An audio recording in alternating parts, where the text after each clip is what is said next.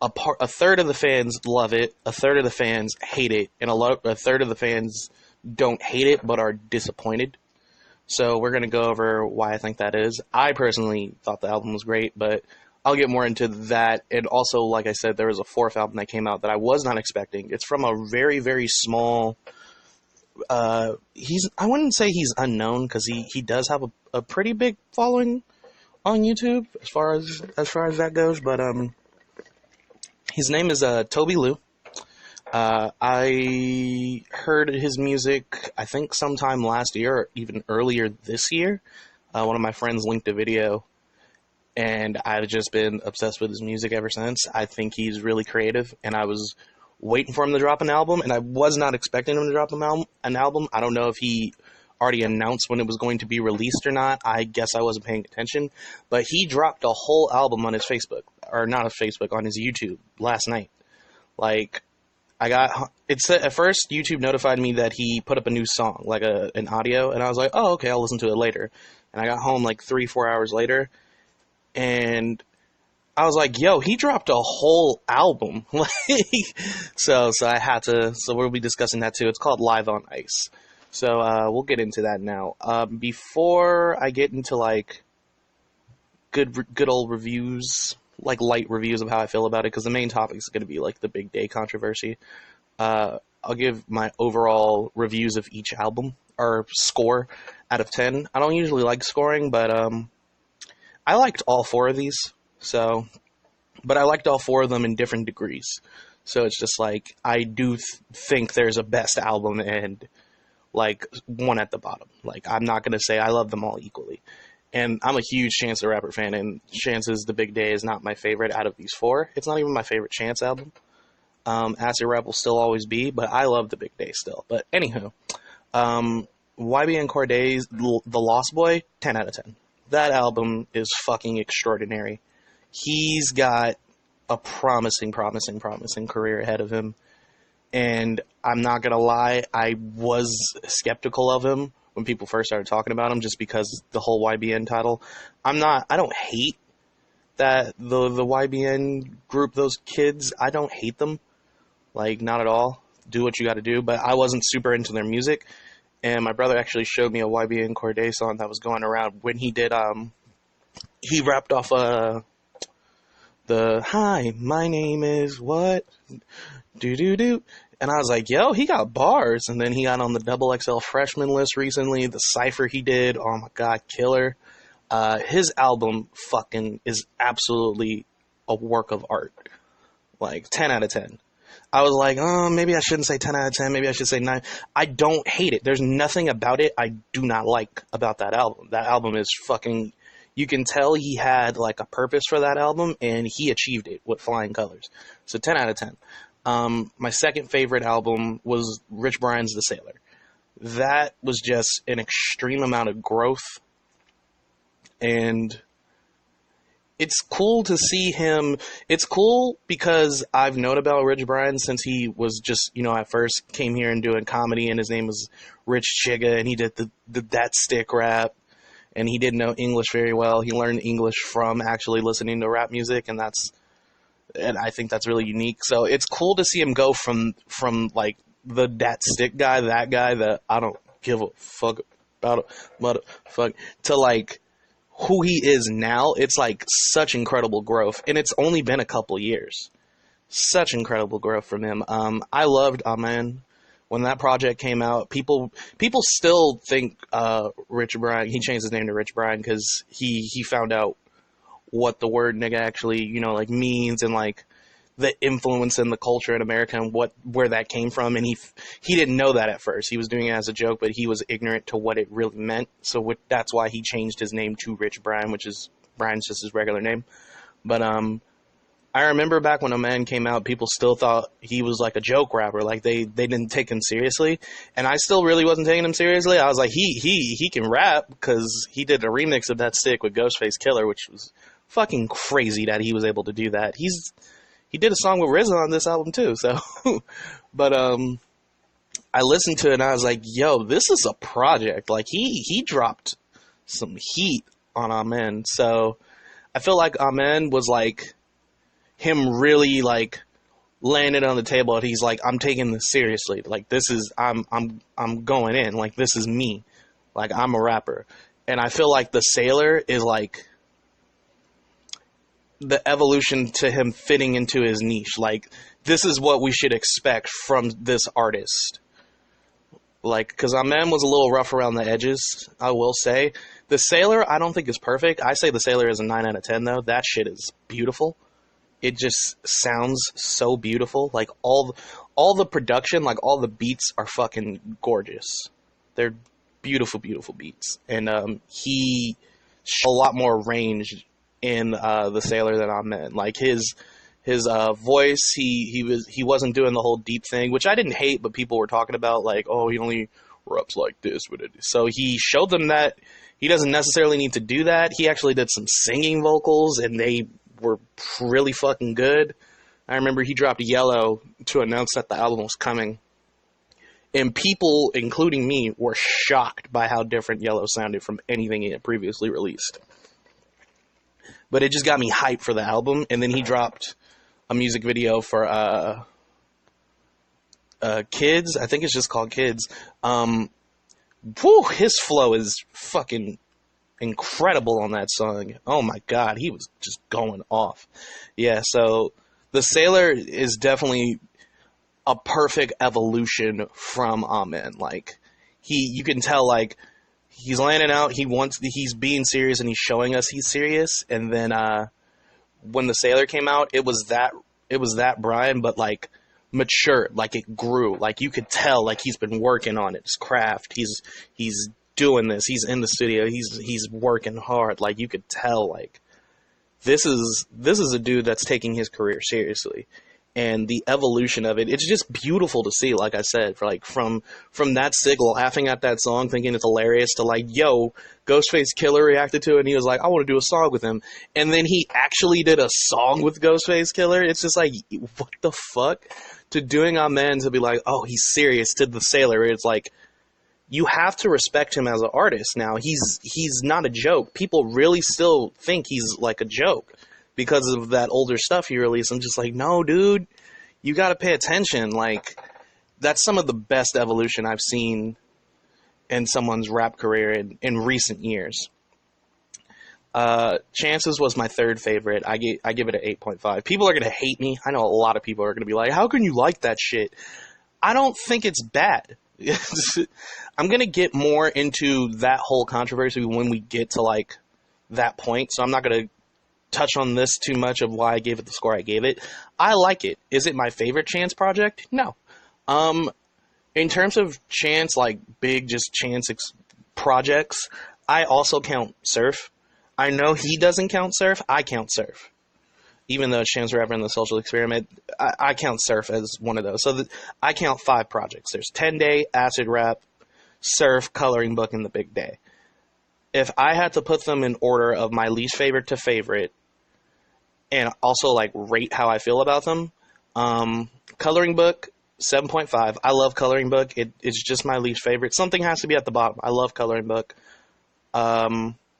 Tay, I also probably give a 7.5, maybe even an 8. It's a little rough, but that roughness like adds to it. And I think that's why I like it more than Coloring Book. I like that rough sound more than that gospelish sound. I don't hate Coloring Book again. So yeah, probably like a 7.7 to an 8. The Big Day is in the middle, 8.5. I'll get more into why I like it in the whole controversy later. Acid Rap is actually, like I said, if we're counting Surf, Acid Rap is my second favorite Chance project, and that one gets like that one gets a 9, dude. Acid Rap is a fucking classic. Surf gets a 10 for me. I thought Surf was some of the greatest music I heard. I don't remember what year Surf came out. Well, because Coloring Book came out in 2016, and Surf came out before Coloring Book, I think. So, what, like 2015? Something like that, around that point. But, yeah, Surf, I think, is just... It like, really hit me. Like, that's why Acid Rap and Surf are, like, my top 2. because I think acid rap came out at a time, because Chance is relatively my age. I think he's 26 or 27, something like that. I'm 25. When acid rap came out, people my age could really relate to acid rap, even like if you weren't on drugs or not. Just like the feel of that album, just like it spoke to a lot of people in my age range, and it came out at a time where like people my age needed to hear that. On top of that, it's just a great album alone. So it was like good execution, right timing, right place, and it was just well made. So acid rap, I think why acid rap hit so hard is because it hit where it needed to hit perfectly. And the only reason why I say acid rap is a 9 is just because I like Surf more. But if we're not counting Surf, if we're just counting what Chance counts as his own projects, like the 3 mixtapes and then the Big Day album, then acid rap is on top and it gets a 10 for me. But I digress. And then Tobi Lou's is my least favorite, but it's still not a bad album. I give it an 8 out of 10. That project is really good. Tobi Lou is the type of guy, like, he's more of someone, when you listen to his music, you got a vibe to it. It's not like a rap album where you're going to be like, it's not like YBA and Cordae-'s album, where you're just going to be listening to bars on bars, just like, yeah, damn, oh my God. Like, it's more of, you vibe out and you listen to it. And he has bars. Tobi Lou has bars, but he's a lot more melodic of an artist. And I think that's why I enjoy him, because that makes him stand out. It makes him really unique. And hopefully, I hope Live on Ice really helps him get a lot more buzz. You should check him out on YouTube. His name is Tobi Lou. Tobilou. Tobi Lou. Fucking remarkable artist. He has some great songs. My favorite song by him is The Blue. Really, really good artist. He needs more credit. But hopefully this will help him propel forward into 2020 with a little more buzz. And he's a unique dude too. Like he's a weird dude, but like I've said before, weird is cool. Weird is a good thing. You want to be weird, want to be unique. And he's a really like special talent all on his own. Okay, but talking about him a little more in depth, I don't know. I feel like if I wanted to talk about the albums more in depth, I would need a podcast for each of them. But I'll try to get into them because I mainly want to get to the Chance thing. That's the main thing I want to talk about, because everyone loves these other albums. Well, Tobi Lou's just came out, but we'll see how that goes. I personally thought it was great, and hopefully it gets some more buzz. But with The Lost Boy and The Sailor, people love those albums. People think those albums are fantastic. They're getting nothing but positive reviews, positive craze, positive buzz. Cordae is blowing up from The Lost Boy. He is fucking blowing. That and the fact that he was on the XXL freshman list for this year, like those in combination, perfect mixture. His career is taking the fuck off. It's wild. It's wild. It's wild. And I wish him nothing but the best, because that's a talent right there, dude. The Lost Boy album was just, you could tell it was from like his heart and soul. Like he put everything into that, and it was like funky. He had bars. You was like, oof, bobbing your head to like every track. And it was like back to back hitters, man. Like, and he had a song with Chance on there. I heard that before the album came out. It's called Bad Idea. That shit is dope. He did a song with Anderson .Paak. That is probably my favorite track off the entire album. Like, ooh, I forget what the song is called. I need to look it up. It is so good, dude. Like him and Paak had chemistry, dude. Him and Anderson .Paak had chemistry on that song, dude. That shit was, cause it's one of those raps where they're going like back and forth, like they're rapping off of each other, and it's fucking. I love tracks like that. It's so dope. It was definitely my favorite track off the album. Like, it's the one that I was just like vibing to the most. I was like, yo, like, and he had songs where, you know, he went into like deep things, like he talked about, you know, family members dying. Like I said, he put a lot of heart and soul in this. He put a lot of thought into this. and it is probably my favorite album of the year. I'm going to go ahead and say that now. We still got, August, September, October, November, December. We still got a while, but we still got like 5 months until the end of the year. But I don't know if anyone's dropping anything that I'll enjoy more than that. I think the close thing to that I enjoyed was Revenge of the Dreamers 3. The Dreamville project that J. Cole and all of them did. That album was like a 9.5 for me. That album is fucking dope. And I should have talked about it today too. I should have put it in there. It came out recently enough for me to want to put it on here, but I didn't. But I think before The Lost Boy came out, like, that was my favorite album of the year. Now it got bumped down to number 2. Like, I'm probably going to listen to The Lost Boy again after this podcast. To be perfectly fucking honest with you, I was playing Smash Bros. Listening to it. Like, this shit, oof. Yeah, man, if you looking for some, like, good old-fashioned just spitting bars, that album is for you. Like, if you just trying to, like, if you had a kickback or if you drive it and you just want to listen to some straight rap music, like, Lost Boy is for you. And honestly, I don't have anything negative to say about it. I don't. It wasn't too long. Every track hit. I was never bored listening to a song on that album. Honest to God. Never bored. There wasn't one track where I was just like, this kind of slowed down the momentum. Even the order of the tracks. You know how sometimes, like, songs won't necessarily be bad, but they slow down the momentum of the album because they're just in a misplaced order. Like, you get, like, a hype, and then, like, this slow song, and then it's kind of like this normal pace song, and it takes a minute to build up momentum again. Like, no. I was hype every track. Every single track, I swear to God. So yeah, 10 out of 10. Go listen to that album. Like, I'm going to rate them, I'm going to talk about them, but don't just take my word for them. I'm not an official music critic. I even say don't even take music critics' word for granted, because usually what I do is I'll listen to an album. I haven't looked up any reviews for The Lost Boy or The Sailor. Well, I have for The Sailor now, because I already listened to it. I listened to The Big Day and The Sailor when it first came out, so then I was just looking at reviews after. I listened to Cordae-The's album like a few days after, just because I was so busy that day, I only had time. I listened to Chance's album earlier in the day, and then I went out and I was gone all day, so when I came home, I listened to The Sailor, and I just didn't listen to The Lost Boy until a few days later, but I was hearing good buzz. So I haven't actually looked up any reviews for The Lost Boy, but from what I hear from just people, like, they fucking love it.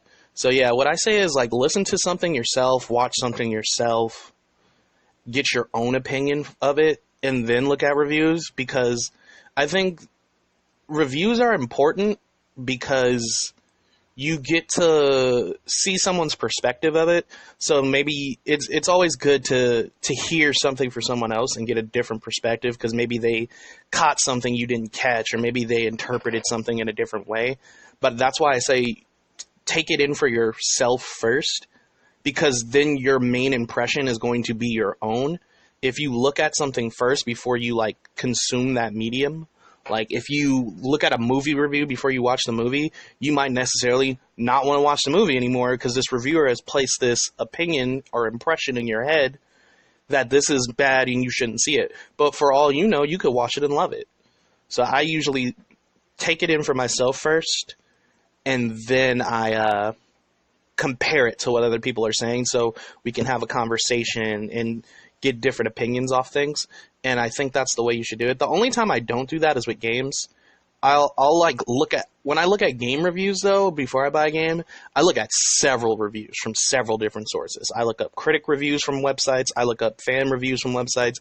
I take in all sorts of information, look up videos to see if I really want the game, because when games come out, they're like $60. So if I'm going to spend $60, I need to make sure that the $60 is worth it. So I usually look up reviews for games first, but I look up a lot of reviews before I make a decision. Unless I'm, like, super hyped for a game, and then I'm just going to buy it. Like, if I'm, like, kind of skeptical, I'll be like, oh, no, let me see some stuff first, then I'll look at reviews. When it comes to music and movies, I usually take the hit just because they're not super expensive. And I want that raw experience. I don't want to hear it from other people first when it comes to those. But, the Sailor. The only reason I gave the Sailor a 9 instead of a 10 is there are a few things that I didn't really, like, super duper enjoy. It's not like I necessarily hated stuff off that album, because I don't. Not at all. I like every song off that album. There are songs I know I definitely will, time to time, end up skipping off that album, which just because, like, I don't really feel like hearing this kind of song right now. It's not that the song is bad, it's just like, oh, I don't really feel like hearing this right now. I don't want to, like, down-tune the song. But you know what I mean? Because I usually when I listen to albums, I don't skip tracks. I like the experience, because the reason why a person made a body of work is because that body of work is supposed to go together. So when I listen to an album, I listen to an album. But, you know, sometimes after I've listened to an album all the way through a couple of times, and I just want to listen to certain tracks, I will, like, fumble through and just kind of skip through them. And I know I'm going to do that with this album, not necessarily because I hate those songs. I like every song off the album. It's just some of those songs I have to be in a very specific mood. So it's just a nitpicky criticism. But that's the only reason why it's, like, lower than Cordae's, because, like I said, with Cordae's album, I can listen to all those tracks. There's not one track I'm probably going to skip, because they all just bump so good. Like, they're so fucking dope. He made me like Meek Mill on a song, and I don't even really fuck with Meek Mill like that. And Meek Mill had a dope-ass verse on a song, and he had a hook, and the hook was so good, I was shocked. Because, like, dude, I do not like Meek Mill. Like, I'm not a Meek Mill fan, but he put in some work on that. But yeah, also, I will say that, like I said, like, those songs I'm skipping, it's also because they're slower, so I feel like the momentum got fucked up. Not necessarily saying that the Sailor is like a high momentum album. It's definitely not. It's definitely more gentle music based. Like, there's some songs that go in, like Kids goes in, but, you know, it has, like, a really relaxed vibe altogether, but some songs do really slow it down at some points. But, that's not a bad thing. It's just, you know, like I said, nitpicking. That's, like, the only nitpick I really have, to be perfectly honest with you. Favorite song off the album? Either Kids or Drive Safe. And Drive Safe is a slower song.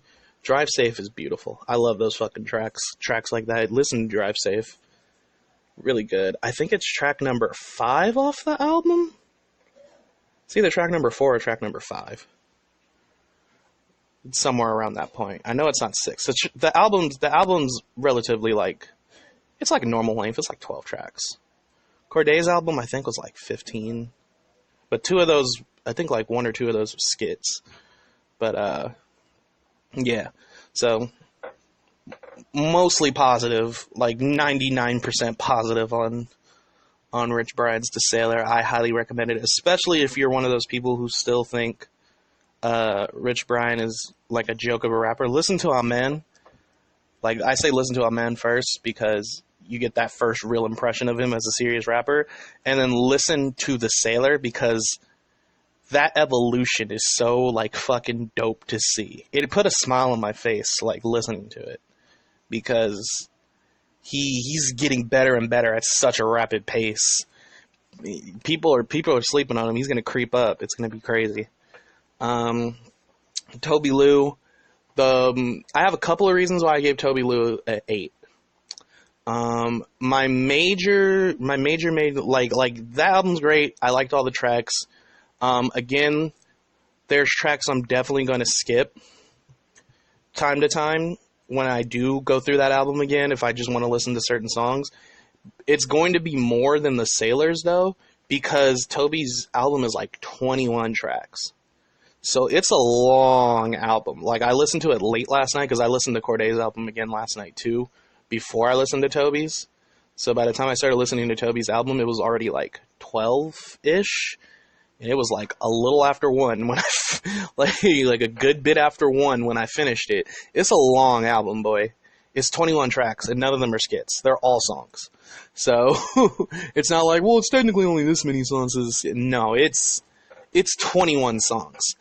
And I didn't necessarily dislike any of the songs, but there's some, I feel like he could have made that album shorter. Like, he definitely could have made the album shorter, because, like, unless you're in the mood to listen to that style of music for that long of a period of time, you're going to feel kind of, like, drained listening to it. I might have to go through it again, because, like, I've only listened to it once, because it just came out last night, and it was late, so I probably was getting tired, too. But, I enjoyed it all the way through, but I was like, oh my god, this is long. It's a long album, dude. There's a lot of great songs on it. My favorite tracks are probably Water, which is a single he released. He released it a minute back. He has a video for it too. Water is fucking dope. Like My Mom is pretty cool. He released a single for that too, a little video for that. And there's one more. Sometimes I Ignore You Too. I fucking love that song. Like, the message of that song doesn't necessarily speak to me. That song is just so perfectly executed. I love that song. Crying in the Club is a good song. As weird as the title of that sound, Crying in the Club is a good ass song. But yeah, it's long, dude. So it's the fact that it's, like, you know, really long. So unless you're really in the mood to sit there and listen to that kind of music for that long, it's gonna slog to you at some point, I feel, unless you're really, really into that kind of music. Like I said, he's really melodic, really chill. And also, like I said, it's that in combination with, you're going to re-listen to the album sometimes, and because it's so long, in combination with, like, there's already probably going to be tracks you're not going to want to necessarily listen to at the time, that kind of hurt the album overall. I feel like if the album was at most 15 tracks, it would have been fine. Like, if he had cut out, like, 6 songs and it was, like, a 15-track album, that would have been fine. If he had cut it in half and had a 12-track album, that would have been fucking perfect. But, you know, it was a big project. It's not bad, though. Like I said, I give it a solid 8. And I highly, highly, highly, highly, highly recommend you go to his YouTube channel if you're into, like, really melodic, chill music with the nice background vocals and, you know, the smooth, like, kind of, like, silly but creative lyrics and bars. Like, he's a very eccentric dude. Like I said, he's really unique in that aspect. So he has a lot of lines that you'll be like, what? That was so weird, but it works for him. So yeah, that's about it for that one. So we're gonna get into the big day, because I'm gonna go over how I feel about the big day, and then I'm gonna get into why people don't like the big day, and why I think some of the outrage is a bit fucking much, because some people are hella wild, and, like, it's getting to the point where on his Twitter he's, like, posting stuff, and people are just like, yo, album fucking sucks. Like, yo, shit is, like, we're gonna get into it, because I think that's a little ridiculous. Like, it's one thing not to like an album and then actually explain why you don't like the album, because people have done that, which is fair. You don't have to like everything an artist puts out, regardless of how much you like or dislike them. You have your own opinion. You're your own person. But some people, I feel, are getting a little too, like, angry about it for, like, such weird reasons. But personally, like I said, it's my third favorite big project from Chance, if we're counting Surf. If we're not counting Surf, then it's my second favorite project. Main issue with the big day for me, like, these are issues why it gets an 8.5 for me. Long. It is also long. It is a 22 track album. 3 of those albums are skits. So it's only, I said 3 of those albums. 3 of those tracks are skits. So it's only 19 tracks, like, actual songs. It's still really long. It's like a 70-something minute album. So you're, like, listening to a movie, essentially. But, that's the biggest issue for me. And then, I I feel like there's like pacing issues here and there. Like he puts a slow song in a place where he didn't really need to put a slower song at the time. So it kind of mix matches. I'm probably going to skip tracks here and there when I re-listen. I've listened to that album a lot, though. That's like the album I've listened to the most out of all these. I've listened to that album like fucking 30 times since it came out. Because I really like the project. I'm going to start listening to Cordae-The's more, though, too, because that shit is fucking, like I said, it's fucking dope. But there's definitely going to be tracks I'm going to shuffle through, but there's going to be less tracks I'm going to skip through than Tobi's project, which is why I give it an 8.5, and it's a little higher than Tobi's project, because I feel like I can listen to this more consistently than Live on Ice. I can listen to The Big Day more consistently than Live on Ice. But I can listen to The Sailor and The Lost Boy a lot more consistently than The Big Day. I can listen to Acid Rap and Surf a lot more consistently than The Big Day. So it's in the middle of this too. It's like just kind of like that middle spot. I don't think the project was bad though. This isn't me being like, oh, you're just a big Chance fanboy. Like honestly, like when I first listened to the album before I fully took it in, I listened to it twice. So I was, doing chores in my room. I was like putting laundry away. I was cleaning up my closet shelves and all that stuff. So I had the album on while I was doing that. And it took a long time to clean up. So I was just like, damn, this album's still going. And, I was listening to it, but, I was also focused on cleaning up. So when I finished cleaning up and the album was done, I sat down and I was just kind of on Facebook scrolling and I was just listening to the album and I was like listening. And I was like, okay, I'm vibing to this. Like, I really like it. And so it took me 2 playthroughs, but that's just because, I was a little distracted. And also, it is lengthy, so you kind of get lost in it sometimes if you're doing other stuff. You're just like, oh, yeah, I'm still listening to this. So that's kind of why I, like, take it a few notches down as well. You can get lost in it and not even realize it. But overall, like, I thought it was a well-made project, dude. It's not as good as Acid Rap, but that's okay. It doesn't need to be good as Acid Rap. I mean, he should strive to make better projects. Like, you always want to do better than your best every time, but it's okay if he doesn't. And that's a piece of the controversy I'm going to get into, but what I point out, like, it's a little long. You will be skipping through tracks. You can get lost in it due to that length. Those are, like, my main negatives. Did I dislike tracks? I don't really dislike tracks. There's like some tracks that, like I said, like with Tobi Lu's album, like he could have cut it down. I believe Chance could have cut it down too. Chance definitely could have cut the album down to 15 songs and then like the 3 skits, and it would have been an 18-track album. And I feel like that would have helped them a lot.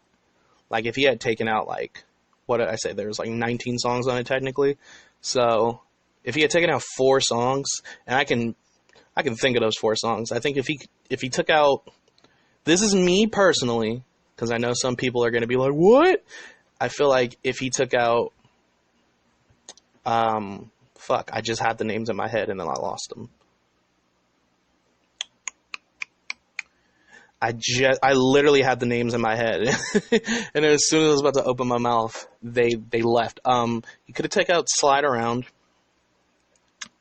Like, none of these are necessarily bad songs, but, like, they didn't necessarily need to be on the album. He could have took out Slide Around. He could have took out, I'm Not Single No More. He could have, what are the other 2 called? I forget what one of them, I know what it is. I'm just forgetting what it's called. It's kind of like a house music track. It was cool, but I feel like that was the most out-of-place track on the album, and he didn't need that. And there's another one. There's Slide Around. I'm Not Single No More. That house music one. 100 Degrees. I think it's called 100 Degrees. Which is ironic, because I think Tobi Lu's opening track on his album is called 100 Degrees.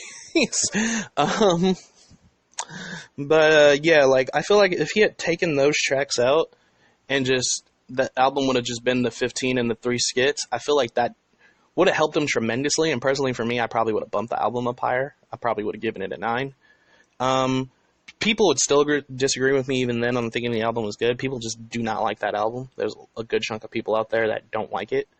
And so I think we'll just get into why people don't like it. We're already like 40 minutes in, so boom. I think that's a little perfect timing. Oh, favorite tracks on the album before I go any further. On the Run is definitely my favorite track. I thought that was a great song. Sun Come Down, I think that's what it's called. Sun Come Down is a really deep and like solid track. Zanies and Fools, that's the closing track of the album, really good. The opening track of the album, All Day Long, I thought that was great. I don't want to keep listing tracks. I like this one and this one and this one. I like the album, but those are definitely my favorite tracks. But Let's Go on the Run is definitely my favorite song in the entire album. That's the one I've gone back to and replayed the most.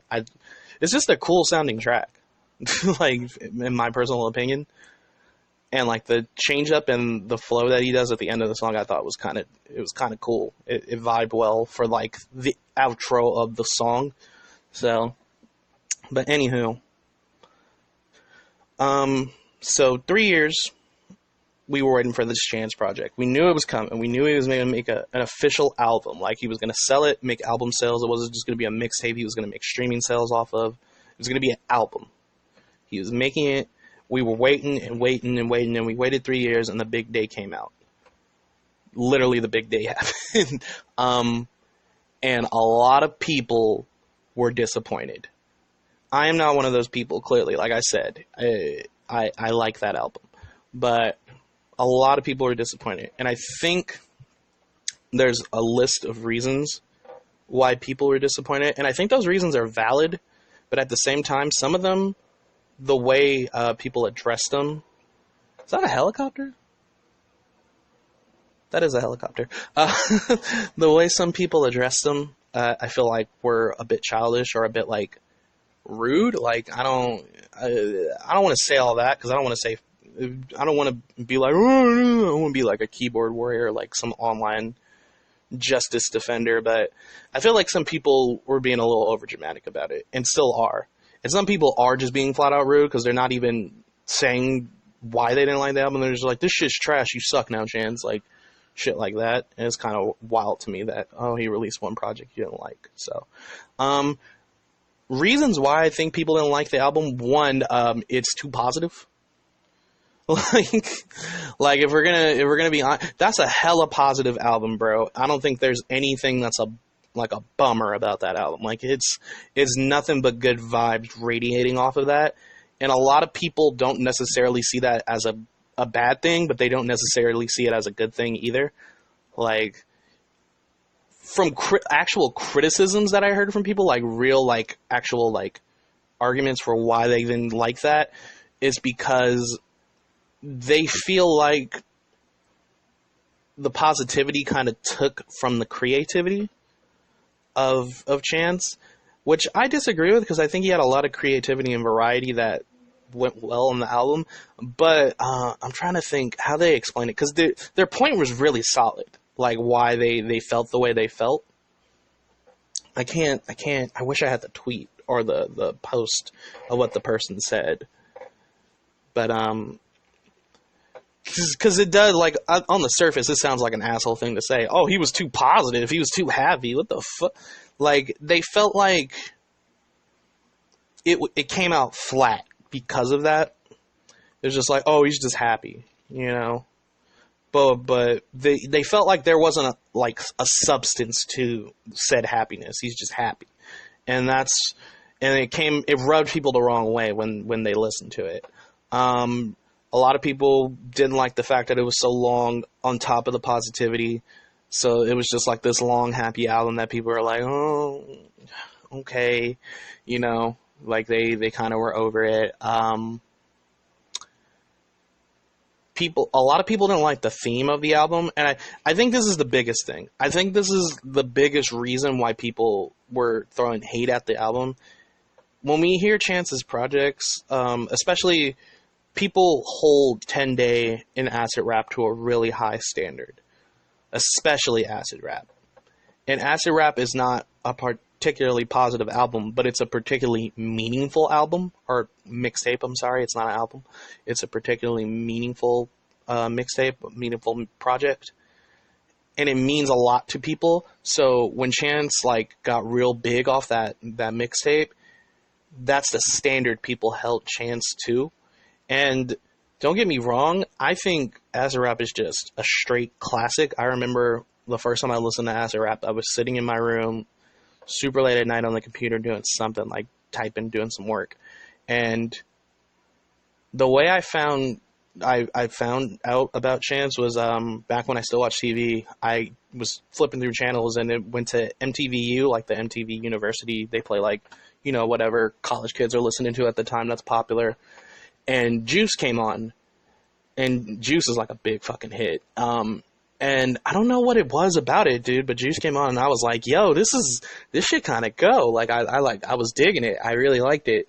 And I made sure to like, at the end of the video, see what the dude's name was, because I had missed it when I first flipped to the channel. Because it was still like the barely beginning of the song, but they already had showed the name and the title of the track, so I had to wait until the end of the song, which I didn't mind doing, because Juice is a fire-ass song. But I was like, Chance the Rapper, okay. So I looked him up, and then I found Acid Rap on YouTube, and I listened to it. I was like, this is incredible. Like, the reason why, like I said, I feel like it came out at the right time, and people my age needed to hear a project like that. We needed a project that kind of like spoke to us and spoke for our age range at that time, and we really didn't have that at that time. And I feel like Chance did that for a lot of people. At least me, that's how I felt. It like hit me real deep, and I instantly was like, yo, this is awesome. And then I kept looking into his stuff, and I was like, oh, dude, he has a mixtape before this. And then I looked up 10-Day, and I bumped 10-Day in Acid Rap back to back over and over and over and over again for months, dude. And Chance ended up becoming my favorite rapper. And you know, he kept releasing stuff and kept listening to it. I fucking love it, dude. But I feel like people can compare to that experience of like hearing anything off Acid Rap for the first time and then listening to Acid Rap, like the whole thing, and people are just like, this is, whoa, like, it was something so new and so different, but it what's the word? It fit into the vibe of music for people around my age in that time period, but it was real. It was like meaningful. So he hit that niche in such a powerful way that you couldn't help but like fall in love with that dude's music. So when The Big Day came out, I feel like people, it's not like Acid Rap, and people were hoping, I feel like some people were hoping for like something like an Acid Rap too, which is never going to happen again. We're never going to get another Acid Rap, but we're never going to get another 10-Day either. And we're probably never going to get another Coloring Book. And I'm going to get into why that is, but a lot of people were expecting an Acid Rap 2 kind of thing. And then a lot of people knew that we weren't getting that, but a lot of people were hoping for something that fit that vibe of Acid Rap, like that kind of like style. Like people were at least expecting that. And we waited for 3 years, and then they didn't get that. So the initial knee-jerk reaction is, of course, to be upset and not like this project because it doesn't sound like how they wanted it to sound. And that's not a bad thing. Like, if you wanted it to sound a certain way and you were expecting it to sound a certain way and you feel let down that it doesn't, that's your opinion, and you're allowed to have that kind of opinion of it. And even at that point, if you try to like, okay, well, I'll just listen to it and you just not feeling the sound, that's fine, dude. A lot of people, though, were just like, this shit sucks, do Acid Rap stuff again. And that's something I have to disagree with, because it's just like I said, I was going to address, like, we're never getting another 10-Day. We're never getting another Acid Rap. We're never getting another Coloring Book. We're never getting another Surf. We're never getting another The Big Day. Because Chance, I feel like, is the type of artist who every time he releases a project, it's in a different point in his life, and he's in a different state of mind. So when a project comes out for him, it fits a certain like field, like a certain sphere, like a certain atmosphere.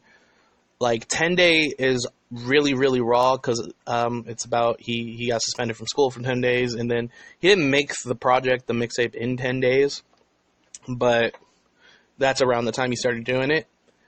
And it has like a lot of this raw, young, aggressive energy, like he's a young kid, and you can tell there's a lot of potential, and it's just rough around the edges, but people like that rough sound, that kind of like rough street, like, yo, like, he knows what he's talking about, he's out here, like, windows down, like, oof, and I just want to roll with my wind, like that, oof.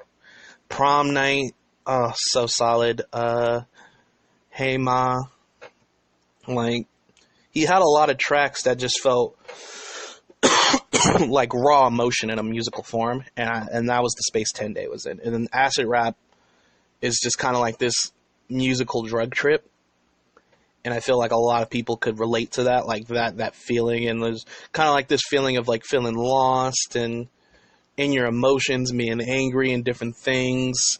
And he like I compare the evolution of 10 Day to acid rap to the evolution of Rich Brian's On Man to the Sailor. Like, it was just a more refined sound, and that's when he really like got into who he was, and that's why acid rap hit so heavy. And then you had Surf, and Surf was with the band he toured with too, The Social Experiment, and The Social Experiment is cool as fuck. Like, they released some dope tracks, and that was more like an experimental project. Definitely there was a lot but that's why I like it though, because they weren't afraid to take risk with their sounds in that project, and it paid off. Like, it's real different. It has a real jazzy, like, soulful vibe to it, while still having like some hard-hitting rap verses. Like, so that was the space he was in then with Surf. Coloring Book is he's in a new stage of his life now. He has a kid. He's more devoted to, you know, his religion and God, so it was a lot more gospel-y, and I know that turned a lot of people off because they didn't want that, but that was just the stage of life he was in. And another reason why I put Chance, like Coloring Book, as my least favorite, like I said, I don't hate it, but it did take me a minute to like really love that album. Like, the first time I listened to it, I was like, I like it, but okay, you know, it's whatever. And I listened to it again, I was like, I like it a little more. Like, every time I listened to it, I liked it more and more, but it did take me a couple of listens before I, like, really liked it. 10 Day I liked right from the start. Looking back on it now, like, there's a reason why it's, like, 4th on my 5 list for that. But, because it's, you know, a rough young cut, but, like, I liked it the first time. Acid Rap, loved right off the bat. Surf, loved right off the bat. 10 Day, or The Big Day by the second listen to, I like really loved. So you gotta every point in his life when he released a project, he was in a different headspace, so there was a different creative flow coming out. But at the end of the day, it's also still Chance, so it still had that Chance like style to it, but it was just a different mindset. So that's why I don't think we'll ever get a duplicate of a project he's already did, because he's always moving up in his life. Like, his projects do represent his growth as a person. So you're not going to get a repeat of something because he's moved past that. He's not going to go back to something he's already lived. He's looking forward on his life. He's being more positive.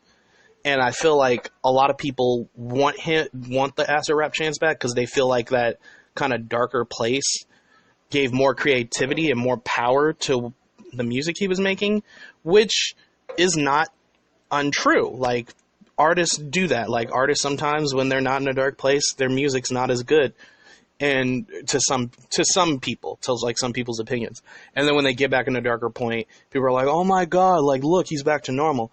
But one thing I hate about that aspect is people then wish that these artists or these groups go through rough times again so they can go back and make that kind of music that those people enjoyed.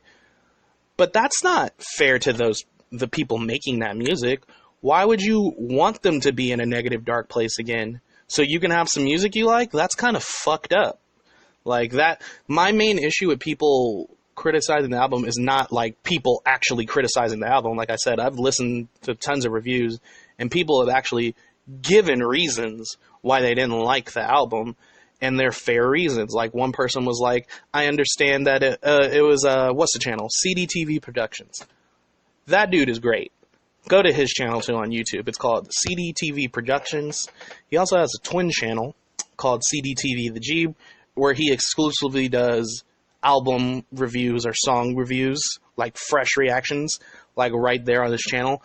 So if you want to do that, he did a video on his main channel about 10 Day though, because he was really confused about it and he didn't really like it. He said he'll give it some more chances because he like me also didn't like Coloring Book right off the bat, but like recently he like has been listening to it again. He's like, yeah, you know what, Coloring Book is actually really fucking good. So we'll see how he feels, but his video matched how he felt about the album. It was like wacky and wild and all over the place, but then he was like, you know, real talk, he felt like while he understood the premise and the theme of the album being about, you know, Chance getting married, Chance's wife, Chance's happiness about that whole thing, like that idea of marriage and, you know, being in love with his wife, he felt like the project wasn't cohesive enough. Like he felt like tracks didn't really go together well. He didn't like a lot of tracks. He liked a lot of tracks, but then he didn't like a lot of tracks, which is also a problem with your albums being too long. You have so many tracks, you open yourself up to people disliking more and more songs because there's so many songs. Like if you have like a 20-track album, people could hate 10 of those songs and love 10 of them and be like, I like the album, but like half of it I don't like. You know what I mean? So that's a problem with your albums being too long, but I digress. Like he explained it he was just explaining like he just felt like it didn't sound like a completed polished project. Like it didn't sound like it went together well. And while I disagree with him, and I'm going to give my personal reasons why I disagree with that, I can respect his opinion because he honestly gave his opinion and he wasn't just like, oh, this fucking sucks, you know, like a lot of people are doing. It's like, okay, you don't like it, you think it sucks, why don't you like it? You have to talk. You can't just talk shit on somebody. Of course no one's going to listen to you or be upset with you because you're just talking shit. That's not criticism. But I thought the album went well together. Like I said, a few songs kind of mess up the momentum. Like I feel like they were really placed. But overall, the reason why I think the album was cohesive and went well, in my personal view, is because listening to the album the second time when I was like sitting there listening, I could picture the event in my mind. Like I could picture like a wedding in my mind or like a family gathering or picnic in my mind.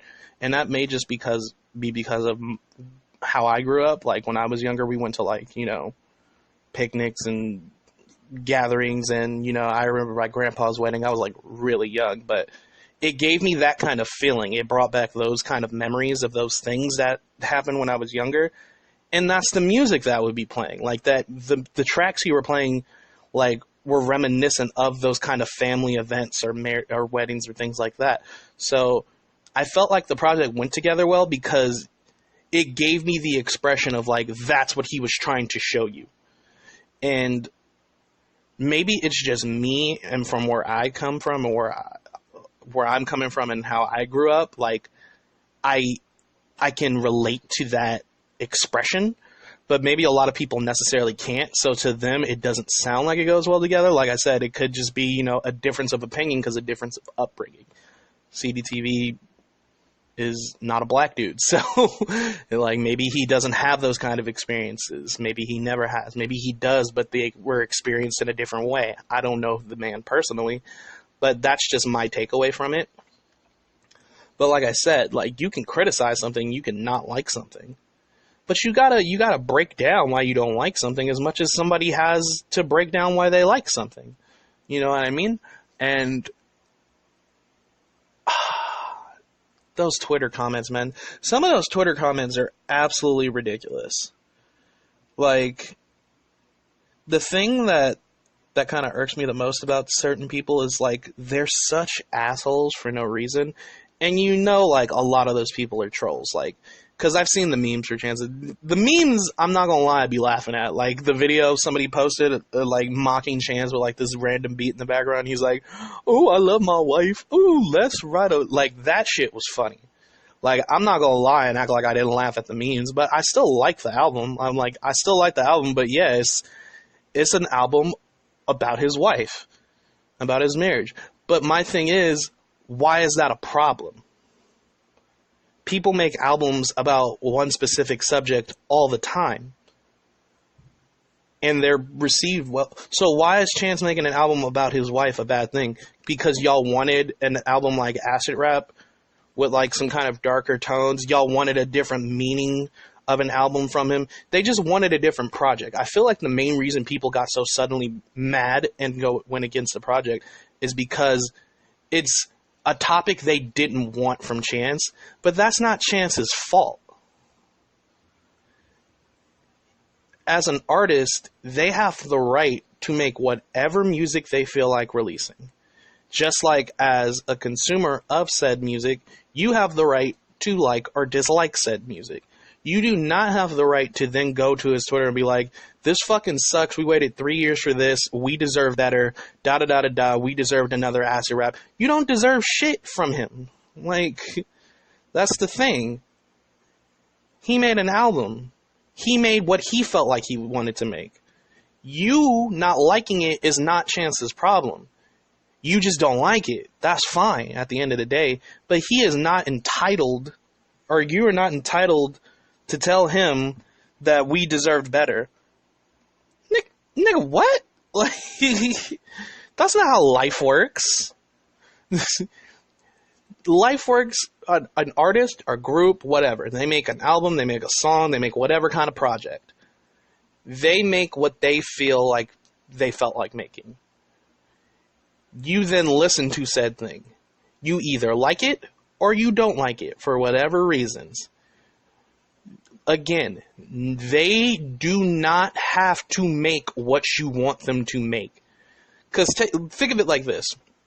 If people were like, make another Acid Rap kind of project, make an Acid Rap 2, make another Acid Rap, this and that and this, and Chance felt pressured to make another Acid Rap project, and then he was like, okay, we'll make something like Acid Rap again. But he's not really in that space, or he's not really feeling that, then that project's going to come out bad because he's not into it. And then people are going to be mad that the Acid Rap 2 or whatever it's called is bad. And they're going to be like, wow, you fucking ruined the legacy of Acid Rap. You suck. But that's what you wanted. So he made what you wanted, even though he didn't want to make it.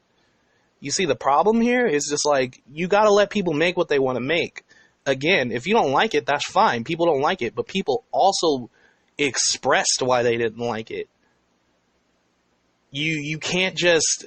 And one thing that really ticked me off is like people on, like, he'll be posting something. He'll be like, thanks for all the support and love for the album. Like, responding to people that actually like the album, minding his own business. And then people will go into those tweets. It's like, yo, that shit suck. Who are you even trying to talk to?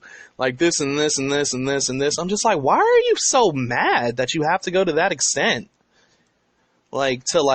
And it's on all of his tweets now. Yo, album fucking sucks. It sucks. It sucks. It's like, dude, okay. And then, like, there was one tweet in particular where he, there's two of them, but this is where I saw, like, these comments exactly. Chance made a tweet, like, if you tweeting about, loving the album and some dude replies with, like, a meme, like, hating on it or whatever, pray for them. They're going through a tough time right now. He's just joking. Like, it's not like he was, like, mad. He's not like, yo, fuck those niggas, man. Fucking tell them to eat a dick or something like that. He's just like, he's like, just brush the haters off. It's whatever, dude. And then people in the comments were like, nah, it's because your shit trash. And then somebody was like, you need to learn to take criticism, dude. You sensitive. And it's like, first of all, what did he say in that tweet that was so, like, angry and salty? Like, he's just like, forget it. They just haters. Haters gonna hate. And then people are like, I understand you're saying the haters gonna hate thing, but your album was honestly trash. He can say haters gonna hate if he doesn't think his album is bad just because you think it's bad. Nigga, you not God. And then it just gets to the point where it's like, people are like, learn to take criticism, but they'll be like, learn to take criticism, you weak-ass gospel rapping bitch, and this and that, and they're like cussing him out, and it's just like, that's not criticism. Cussing someone out isn't criticism. You just hating on a nigga at that point. Like, and I don't see why, like, and it's like people that are saying that are also people that are like, man, I've been a fan of Chance since 10 Day and this and this. But I'm like, so he made one bad album and now all of a sudden this nigga is trash to you? Like, you throwing him out? Like, we canceling Chance now because he made an album you didn't like? Like, come on, bro. It's not that deep. It's not that deep. And Chance sees the memes and the jokes. He even made a tweet about, like, you know, he was like, I love my wife. Like, he knows. He doesn't care. He's like, whatever, dude, y'all don't like it. People do like it. So he's happy with his project. He feels like the project did well. It's getting a positive response. It's just, we see the negative response more because that's just how media is. Media really does glorify the negative over the positive, because there's a lot of positive, like, looks to the album, and if you go to, like, his YouTube channel to the album, you'll see a lot more positive comments than negatives. They have more likes than dislikes, you know, things of that nature. And I feel like, you know, because there's a big negative outcry, like, that's all everyone's talking about. And it's just like, I'm sorry that he released an album that was positive because he's in a happy state of mind and in a happy place. And he decided, I'm going to write an album about what's making me so happy and putting me in a positive mood. And you're mad because he's happy and positive. Like, that's fucking sad, dude. Like, and then also, like, the last, I feel like last valid criticism, because it's a point of opinion at this point. People didn't like a lot of the bars. Like, people didn't like some of the rhymes. They thought they were corny. They thought they were cheesy. I personally don't think a lot of them are bad. Like, I don't think any of them are bad. I think some of them are weaker, but I wouldn't call any of them bad. And it's just like, they're corny. I'm like, man, you need to honestly speak to yourself, because Chance has always had corny lines.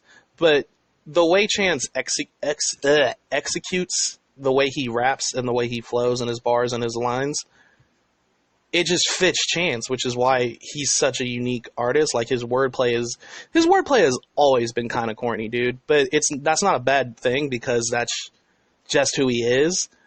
So people hit on it. They just mad because the lines are corny and not about drugs. So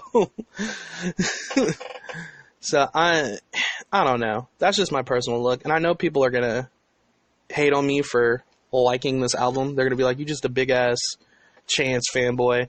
And I'm not gonna lie, I am a Chance fanboy. Chance is my favorite artist. Chance is my favorite current artist today. He is. But I did criticize the album. I did list valid criticisms. I'm more into, like, this idea of just, like, we don't like this, so now we fucking hate this person. Which I find just so weird. Like, haters gonna hate, though. I don't know. But I think that's about all I have to say about it, pretty much. We'll probably wrap up soon, but I think I listed everything I wanted to talk about. The bottom line is, like, the idea, because it's not like it's a cancel culture for Chance. I don't think anyone's, like, outcrying to, like, cancel Chance for this album. But I think it's wild how people are on the bandwagon until that you do something they don't like. You can do one thing wrong you could do 99 things right out of 100, but that one thing you do wrong is what everyone is going to talk about. I don't think the album's bad, but the fact that people are taking this one thing they didn't like and now are just saying, like, you suck, I think is fucking ridiculous. I also think that some people are, like, being real assholes. They're going, like I said, like, they wish, you know, oh, I hope something bad happens to these people so they'll make better music. People are hoping Chance gets divorced. Because they're like, well, I mean, if he gets divorced, he can turn that bad emotion, that sadness into, like, a good album. Like, that's fucked up. You go wish somebody to get divorced? Like, what is wrong with people, bro? The world is, like, super duper negative. And this just shows how negative it can be. People want people to feel bad so they can benefit from it. They want people to suffer so that they themselves can consume something they can benefit from. People like negativity. That's why people like darker like projects or sadder projects, which I mean isn't a bad thing because sadder projects do have a good amount of emotion in them. But sometimes people are in a positive space and they'll release a positive album with a positive message. And I thought Chance's project was good. People are comparing him to Logic's projects when he's too positive. I disagree because Chance was actually rapping. And I think he has some great verses and some great lines and some great songs and some great beats. I like the album, so yeah, I think that's sorry. I think that's about all I have to say about the album, honestly. And those are my thoughts on the whole controversy of it. So, bottom line, if you like the album, cool. Just, let people know why. If you didn't like the album, cool. Why didn't you like the album? Don't be a dick in general in life, but especially for this. And don't wish ill will on people just because they made a music project you didn't fucking like, which is, I think, the stupidest thing ever. I want you to be sad, so you make me good music. Like, bitch! So yeah, I think that's it for the whole podcast today. I think we went through that pretty smoothly. Sorry if there's more noise. I had to move upstairs. My mom is downstairs in the kitchen doing stuff, so I just paused and went upstairs real quick. So if the sound sounds a little different, it's because I'm in my room right now, but we're about to end anyway, so I don't think it's a big deal. But, what was I going to say? And other little announcements. The podcast will be going up as soon as I'm done recording, so a couple minutes after this. But also, we will have more places to upload the podcast besides Podbean. I figured it out. You might have noticed there's a bunch of duplicate episodes for episodes 1 through 8. That's because I found out I can also link my Facebook and my YouTube to this, so I can upload those episodes to Facebook and YouTube. So I have them uploaded to those. But once they're already uploaded, I couldn't find a way to put already uploads up on Facebook and YouTube, so I just had to re-upload the recording files, which is why they're duplicates. So don't mind that. From here on, there shouldn't be that problem anymore because I have them already linked, so now whenever I upload, it'll do it for all of those. But the YouTube is just called Art Project. Capital ART, space, capital P, and then lowercase for the rest of the project. The only videos we have up are like some old video I made when I first made the channel. Don't worry about that video. That's for another random tale. I'm probably gonna delete it or private it. It's not a big deal. I'm working on it. We're working on our project or another random tale behind the scenes. But the podcast episodes are up. They did get uploaded out of order on Facebook and YouTube, but I made a playlist on the YouTube channel for the podcast episodes, and now they're listed in order. So now as we upload, they'll be now the uploads will be in order from here on out, and also they'll be on that playlist all in order as well. On the Facebook page, I can't figure out how to add like a playlist like section, like a playlist tab. I've been looking it up and I can't find any way to do it. If anyone knows, please let me know so I can figure this shit out. They make you jump through hoops just to make a playlist on Facebook, so I was just like, how the fuck? But if you go to the Art Project Facebook page and then go to videos, you'll see a list of all our videos, and below that are playlists. There's only one playlist, and it's a podcast, and the episodes are in order because, like I said, they got uploaded out of order on the Facebook page as well. But from here on out, they'll be uploaded in order because I'm only uploading, one a week. And the uploads also take a long fucking time to go up. Like, I did a test a few days ago, and I just uploaded episode 8, re-uploaded it, and it took like 2.5 hours before it uploaded again on Facebook and YouTube. And then yesterday I just re-uploaded episodes 1 through 7. It took like 7 hours before they started showing up. So I was just like, yo, what the fuck? Not yesterday, the other day. I was putting them in order yesterday, like putting playlists up for them. But it'll go up immediately on Podbean as soon as I publish it. But after it goes up on Podbean, just wait a couple of hours, and it'll show up on the Art Project Facebook and the Art Project YouTube. And then I'll just go ahead and put them in a playlist as soon as I can. But that's it for those other announcements. Next week, I don't know what I'll be talking. I think next week I'll be talking about the new animes I've been watching, which are Fire Force and Dr. Stone, which are new. They recently came out. They only have a couple of episodes. And then I'll also be talking about Demon Slayer, because Demon Slayer is new, but it came out a few months ago. We're about to be on episode 18 of Demon Slayer, whereas Dr. Stone's about to be on episode 5, and Fire Force is about to be on episode 4. And JoJo's Golden Wind just ended. I might start talking about JoJo's like parts more often, but I won't talk about Golden Wind initially because I'd rather talk about parts 1 through 4 first and then get to Golden Wind. But yeah, I think next week I'll talk about how I feel about Fire Force, how I feel about Dr. Stone, and how I feel about Demon Slayer. Sneak peek, I like all 3 of those shows. I wouldn't be talking about them so much if I did. But yeah, I think that'll be next week's topic. Oh, you know what? Actually, no. You know what next week's topic's going to be? Video game stuff, because they just added the hero to Smash. Banjo's still on the way. He's coming out in fall. And, some games just came out. 3 Houses just came out. I did not have the money at the time to buy it. I've been hearing nothing but good things. Probably won't be talking about it just because I haven't played it. But there's some other games I have been playing, and I'll talk about the hero being in Smash and how Ho's still mad about that.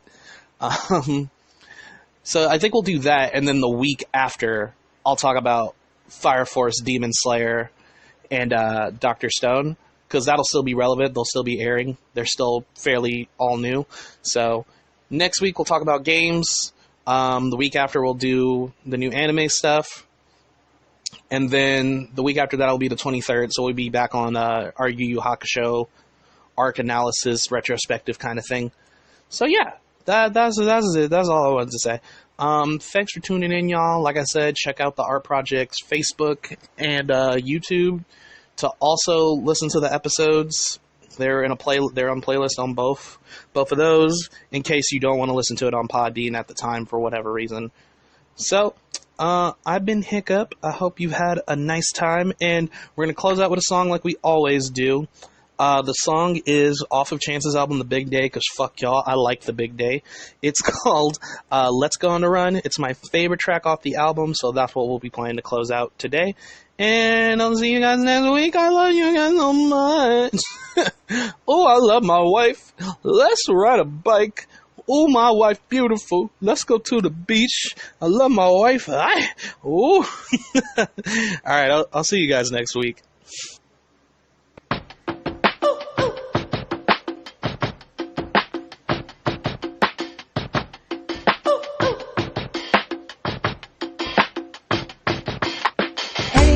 Lovely sister, won't you come home to your mister? I've got plans to hug and kiss ya. I've got plans to hug and hug you. Let's go on the run.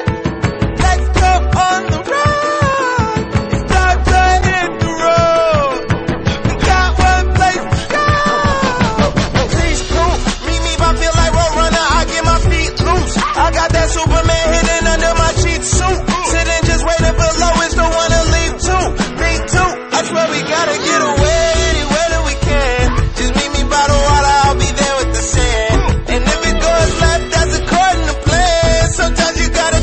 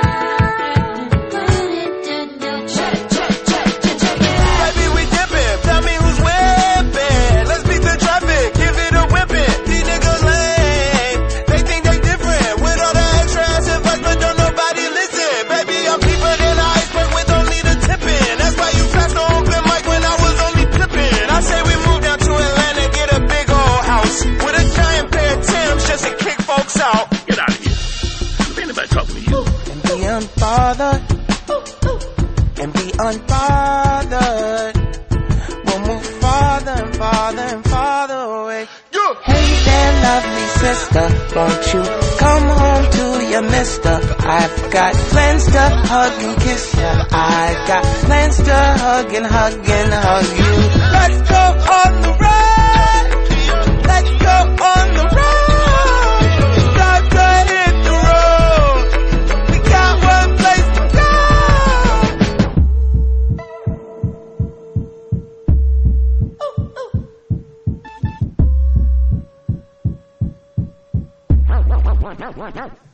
Don't hyperventilate, keep the lyric cool like Corbin and lemonade. The boy got aluminum foil on his dinner plate. Lot of matcha and lattes when it's getting late. The mattresses can inflate. Walk out like a zombie from the stew and assimilate. Humans to simulate. Morning in the bed, close the lights and dim the drape. Always Matt Damon when you come Jimmy Kimmel late. Trying to fill the shoes, Nick Cannon with rental skates. Piss like your rental cakes. I'm ready, I'm finna take the long ride home like the end of a limo date. Roll the window down so hard that the window break and toss out my demo tape.